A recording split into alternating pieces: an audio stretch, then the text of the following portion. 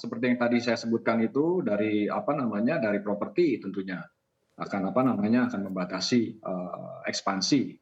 Begitu juga dengan sektor-sektor beberapa industri juga mereka tidak akan berekspansi di tahun ini dikarenakan bukan hanya karena bunga bank yang tinggi, akan tapi juga ada faktor-faktor lain gitu yang membuat mereka tahun ini mungkin hanya istilahnya menunda mereka punya ekspansi berusaha. Artinya transmisi suku bunga acuan di perbankan ini sudah sangat dirasakan oleh para pelaku usaha. Iya, saya pikir suku bunga transmisi ini memang cukup kencang ya. Memang kalau kita lihat ini transmisi kenaikan suku bunga yang dilakukan oleh BI dalam 4 bulan terakhir ini cukup kencang, Bu. Ya, akibat dari kebijakan The Fed yang sangat agresif. Ya, kita bisa melihat dari 6 kali kenaikan yang dilakukan oleh The Fed itu hanya 25 basis point dan 50 basis point itu hanya di bulan Maret dan Mei, selebihnya itu 75 basis point. Begitu juga dengan BI yang begitu responsif terhadap kebijakan The Fed tersebut, menaikkan suku bunga 4 kali, yang pertama 25 basis point itu di bulan Agustus, selebihnya dalam 3 bulan terakhir ini menaikkan sebesar 50 basis point. Jadi total kenaikannya itu sudah sebesar 175 basis point dan menjadikan BI rate per November ini itu sebesar 5,25%. Ya, hal ini tentunya telah dirasakan oleh sebagian besar pelaku usaha termasuk UMKM yang membutuhkan pinjaman dari bank untuk modal usaha mereka. Yang mana sudah dikenakan bunga pinjaman lebih tinggi dalam 3 bulan terakhir. Bahkan sebagian juga menunda merealisasikan pinjaman kalau kondisinya tidak mendesak.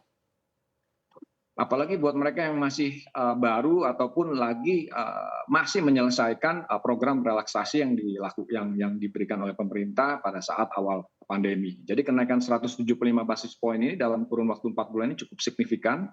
Artinya ada tambahan 1,75% dari biaya bunga sebelumnya. Belum lagi kenaikan yang terjadi setiap bulan juga mengharuskan para pelaku usaha untuk bisa menyesuaikan struktur biaya karena adanya tambahan-tambahan dari biaya bunga tersebut. Ya, harapan kami, Bu, dari pihak pengusaha tentunya kalau bisa bunga dipertahankan di level saat ini akan sangat membantu. Baik, bagaimana dengan pelemahan rupiah? Apakah ini juga secara langsung sudah mempengaruhi para pelaku usaha?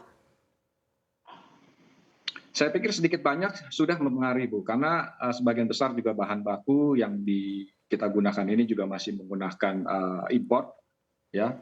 Ya, tentunya mereka akan membayar lebih mahal ketika nilai rupiah itu melemah atas US dollar. Nah, tentunya ini kita juga harus mengantisipasinya dengan mungkin mencari opsi lain gitu ya, sehingga ketergantungan kita terhadap US dollar ini bisa berkurang. Ya, sebagai contoh mungkin saat ini ekspor kita saat ini sedang lagi bagus-bagusnya karena dari Mei tahun 2020 kita mengalami setiap bulannya itu yang namanya itu trade surplus. Jadi ini adalah momentum yang tepat ketika kita bisa menjual produk-produk kita seperti batu bara dan sebagainya ke luar negeri, kita ekspor keluar. Nah, itu pembayarannya mungkin bisa menggunakan rupiah sehingga nilai rupiah ini bisa menguat dan stabil. Baik, kita balik lagi ke Pak Agus. Pak Agus, tadi Anda katakan untuk nasabah-nasabah kredit baru nih mungkin sudah dikenakan juga kenaikan transmisi suku bunga kredit begitu hingga 1 hingga 2%. Apakah ini akhirnya mempengaruhi permintaan kredit di BPDDI? Ya, Mbak Ineke, Jogja memang sedikit unik ya. Beda seperti yang disampaikan Pak Chandra tadi, bahwa Jogja tidak memiliki industri, tidak ada komoditas-komoditas yang dijual seperti batu bara, sawit dan sebagainya, sehingga kami hanya memiliki beberapa sektor-sektor unggulan, termasuk sektor-sektor utama yang terkait dengan pariwisata, akomodasi, mungkin jasa, dan mungkin pendidikan ya. Hal-hal ini juga lebih khusus lagi kepada UMKM. Saya rasa kami harus menempatkan diri dan bertindak cukup bijaksana karena usaha-usaha UMKM yang ada di Jogja barusan saja pulih dari masa pandemi. Mulai merangkak, mulai komitmen menyelesaikan kewajiban yang ditunda melalui program Restru kemarin ya. Sehingga kalau kami lakukan kenaikan suku bunga, itu saya rasa akan mempersulit bagi usaha UMKM dan kami sendiri. Kemudian kami memang selektif sekali Untuk usaha-usaha yang baru, debitur yang baru kami sesuaikan suku bunganya.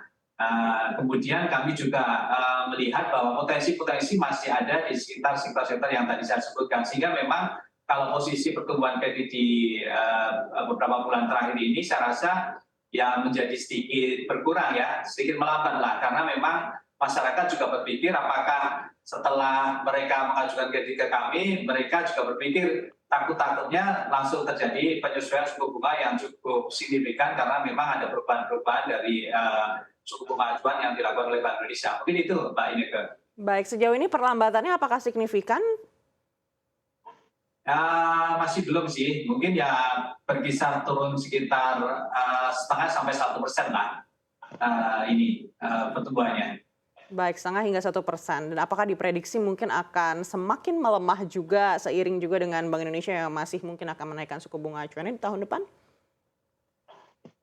Saya rasa kami nantinya kalau memang Bank Indonesia sudah mengambil keputusan bagaimana menstabilkan nilai tukar, kemudian juga menjaga inflasi, kemudian suku bunga acuan yang paling tepat menurut Bank Indonesia sehingga hal itu harus diambil. Kami juga mau tidak mau di sisi kami, perbankan juga akan melakukan koreksi terhadap suku bunga yang kami berikan, baik itu ke dana pihak ketiga maupun ke kredit. Namun demikian kami perlu lakukan tadi seperti yang saya sampaikan di awal harus sangat selektif ya. Sangat selektif itu sektor-sektor mana yang memang sebenarnya sudah running well, yang kemarin terganggu pandemi, sektor-sektor mana yang saya rasa masih dibutuhkan satu stimulan. Stimulannya salah satunya juga pemberian suku bunga yang lebih rendah daripada counter. Itu Mbak Ineke sebenarnya yang kami lakukan.